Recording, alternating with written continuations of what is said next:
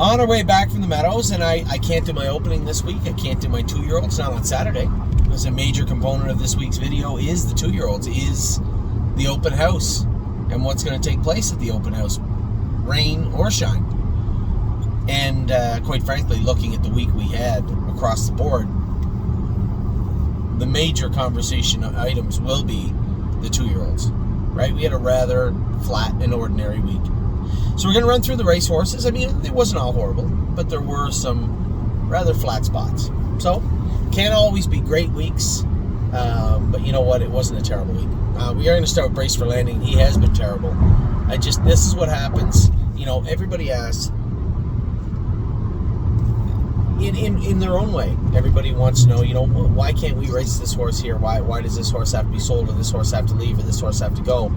And the easy answer to that is they all have to be able to race competitively. And when you continue to try and fit that round peg into that square hole, what I mean by that is racing horses that don't belong, racing them punching over their weight class, racing them in a little tougher than you should. What happens is they get beat up, right? They get beat up, they go into a funk, and they shut down. Much like any athlete, right? You got to work your way through it. And you can work your way through it, but while you're in that funk, it's tough, right? I don't care what sport you play. Everybody falls into a funk at some point. Well, Brace for Landing is squarely in the middle of that, and I can tell you why. We shipped him all the way down to Kentucky because he fit the non-winners of 7. Only had 4 wins. I mean, he could race really good all meet long and still fit in that class. Unless they didn't fill the class, in which case they'd have to take him and put him in the Open 2 or the Open where he didn't belong. And he just got beat up. He got chewed up. Sent him, and the next mistake was mine. I never should have sent him back to Mohawk. You know, he fit the class below. Last week they opened up that class way below the one he's in on Monday. But on Monday, they didn't open it. So now he's up in the, you know, a class that's tough. It's tough racing. So we got to find a better spot for Brace for Landing. And I just think, I can't blame anybody but myself when it comes to him. I never should have sent him back to Mohawk. And it just, I know it's a hindsight thing, but I guess most definitely in hindsight for sure, I should have found a better place. So for my partners on Brace for Landing, that's on me. That's on me, and I'll work to correct that quickly. Collector S, I didn't see the break from 2 weeks ago. I looked again. I don't really know why they charted him with one. I missed it. I think Collector S is a decent horse, but again, made the break the other night, made the break again apparently 2 weeks ago. Now he has to qualify. So Stacy and Brad have to look at where they were at Miami Valley. Obviously, the surface is playing a major role. So what changes can we make in a positive way? Now that we know what doesn't work, where do we go from there with Collector? I mean, there's another horse. Sure, we can move him we can move Brace for Landing into that class. But is that a step sideways, backwards, forwards? I don't know yet. I'm just not sure. First and foremost, you have to get him qualified now. So hopefully that will take place this week. Kenobi is actually a scratch on Sunday. Mark told me come up sore on one foot afterwards, after the race last week. And you always see that, right? That odd, rare break going into the turn, and then come up sore after. Now, did he hit himself, bruise himself? They said they've x-rayed him 2 or 3 times. Nothing has been found. They're hoping something will blow out of that foot, but nothing has come out just as of yet. Now, you can look at it optimistically and say he likely hit it when he made a break and it's a bruise, or you can look at it and say, man, it sounds eerily familiar as to what I went through with Pull the Shoes here. She ended up with a line in her foot. Now, they don't believe it is, but I guess time will tell. One thing's for certain, the fracture line, if it is there, will always show up at some point. Just as of yet, it has not. They believe it's a pus pocket. They've been sweating him and working on it, trying to get it under control. So he will not race Sunday. Hopefully he'll only miss a week from this. I hope. Spitfire Overseas raced last night, out the entire mile, finished 4th at 53. Raced good. Raced really good. I think Stacy said she wanted to give him a week off, and quite frankly, we can't keep racing him hard into the 9-hole, or you're going to start seeing blood in this horse, and that's the last thing we want to see. So that's also a byproduct of having the outside, is that we're not just going to show up and lay down.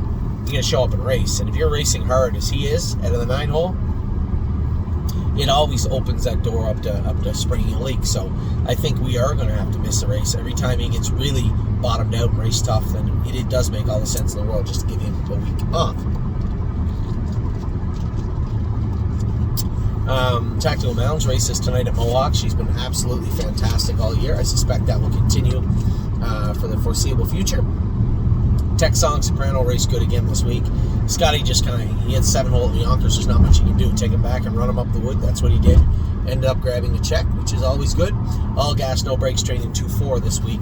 He's got probably 2 more trainings coming. And you know when he can train? He can train Tuesday when I'm in Ontario. I'll train him Tuesday at the farm. That's exactly what I'll do when I'm in Ontario on Tuesday. Greatest ending, that foot. I told everybody, we'll have him qualified next week. That foot is still killing him a little bit. We went through this last summer. He'd blown something out, and it was a mess.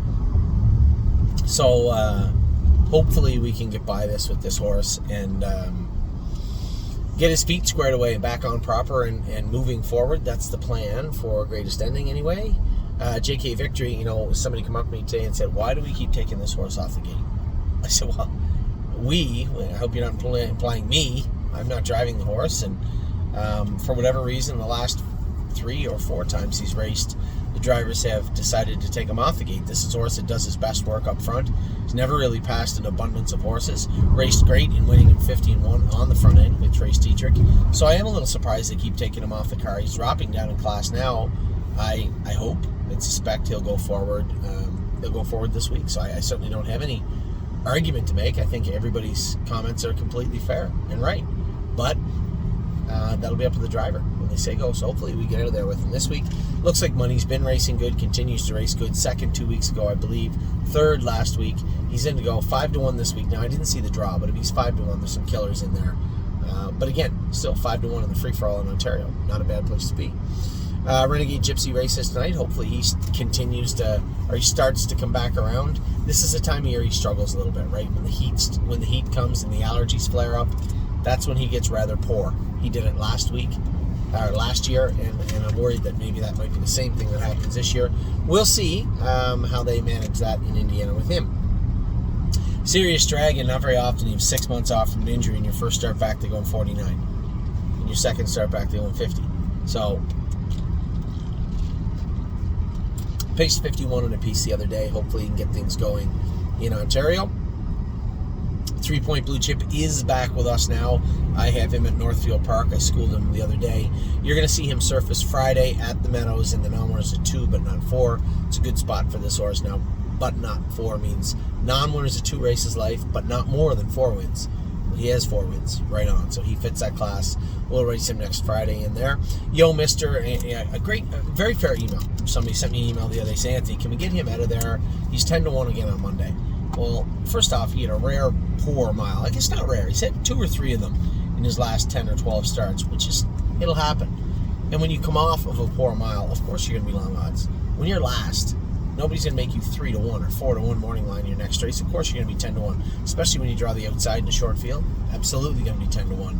So the answer to that is also, 1, the 10-1 is warranted, and 2, where would you like to send him? Because every type of racetrack that we would send him to has the exact same type of competition that he is in on Monday. So we would send him somewhere and hope that he would magically run off. I mean, the horse just won in 53, 2 starts back. It's not like he's been poor, but those races do concern me. When he finishes last and looks poor, yeah, they are concerning. Harry said he had some mucus, and he was treating it up, and he's in to go Monday. So we'll continue to monitor the situation in regards to Yo Mister, but I just don't feel, if you want to send him because he's getting run over, okay, cool. But if we're sending him just to send him, then no, that's not what we're going to do. And I think in that class, that 24,000 class, Yo Mister should be a serious contender. If he's not, then as I said, we'll reevaluate that in a couple of starts. But for now, he's 10-1 because he's coming off a terrible line and nothing more. No free lunch, 4th the other night, and Stacy said, I might change his bridle, might do this, whatever you want. It's not the first time we saw no free lunch come up a little flat once in a while. When things are going his way, he looks like a killer. When they're not going his way, he can get a little soft sometimes, and he certainly looked like he got a tiny bit soft the other night, but still a decent 4th, and he's back in to go. What else do we got now? Oakwood Cowboys in Tuesday. This was quite a conversation I had with a number of clients this week. They wanted to know why Oakwood Cowboy would be in an 8-claimer. I guess the easiest answer would be because he's terrible right now. That would be the easiest way for me to put it. And I know we paid a lot of money for him. I'm one of your partners on the horse. I'm very aware how much we paid for Oakwood Cowboy. But I'm also very aware of his, let's say, form. The form that he's in right now, right? Qualified okay 6 weeks ago. Then he gets sore in a foot. Had to give him time off, brought him back. He's like 95%. Qualified him in 56, qualified him in 54. But that's following much faster races. Those aren't true. They're true miles in the sense that he went them. But when somebody goes a big mile in front of you and you're following along for all you can, and you click that timer and it says 154 and 3, you can't duplicate that by yourself. Not generally speaking, not always. So where would you like to race him? And the fact that he's 8-1 morning line on Tuesday says exactly what I'm talking about. It's not easy to find a spot for him. We're going to do our best, but until we find him or hopefully get him to his best stride, we have to do our best to race him where he's supposed to win. He's supposed to be competitive. That was my instruction to Dominic. That's exactly what he did. So as far as this 8-claimer stuff, there's not much we can do, right? That's where he belongs, and that's where he's going to race on Tuesday. So we'll see how he comes out of Tuesday's race, and then we will go from there. Stay Close will race next week, I believe. He gets a week off. We'll race him next week. Kings County just raced good. I just did a video about Kings County. There's some improvements we can make. Are they improvements that are going to get him from 55 to 52 or 53? No. He doesn't look like the horse that was trotting then. Also, kind of down in the dumps a little bit, a little maybe tinier bit frail than I remember him. There's a lot we can do to change Kings County right now. But I don't know there's anything we can do to get him back to the way he was 2 years ago. That's just Father Time. Not much I can do about it. Look at Dad back there. I told him he looked like an extra from Weekend at Bernie's. Father Time catches up. 5:30 this morning. Yeah, no, I wasn't. You're right. But you weren't awake at 1 o'clock in the morning when I got home, were you? No, that's right. So Kings County, I think, is a very good horse still in there. Can we make some improvements? Yes, I know he is touching his outside knee. I told everybody to go back and watch the video. You can see him come out of the turn, and you see that foot bounce off that knee 2 or 3 times. That momentum that he lost right there could have been the difference in him coasting to the win and getting beat 3/4 of a length in 55. So, yes, I believe we can improve on what you saw today, but I am skeptical we can get him back to an open trotter he was 2 years ago. There's nothing wrong with that. He's still a nice horse. Delicious Stone, had to give him 2 weeks. Listen, I'm on the same schedule as you. Where's the horse at? Is he ready to go? If he's not ready to go, then don't go. Let him tell us when he's ready to race. I know he was almost ready to race 3-4 weeks ago. So let's get him back to that point and see if we can keep him there. He's on the injury he had was, yes, it was an old suspensory, but it was an old suspensory. There's nothing new about it, right? Those fibers were a little disjointed, I guess. So he's quite a bit of soreness there. We did inject it. We did work on it in Southern Ohio, and I hope that he comes back good. I mean, a decent little horse. I like him. So we'll see how he comes back in the near future. And Patrick DePrana is on the doorstep. He's almost ready to go. In fact, I suspect you'll probably see him in the qualifying on Tuesday, I would imagine. We will see. So those are the racehorses. And as I read them, yeah, it just cements that we did have a flat week, right? We did have a bit of a lull, a bit of a funk. We're also in a little bit of a funk this week anyway. So see if we can bounce out of there with our stake horses, our 3-year-olds, our 2-year-olds, and the rest of the racehorses racing. So with that, I'll let you go. I'm going to be on to the 3-year-olds. I'm not going to do the 2-year-olds today. I'm not going to do my open, as I said, my opening statement. But I am going to do the 4-year-old, the racehorses, and the 3-year-olds. So we'll be back to the 3-year-olds in just a second.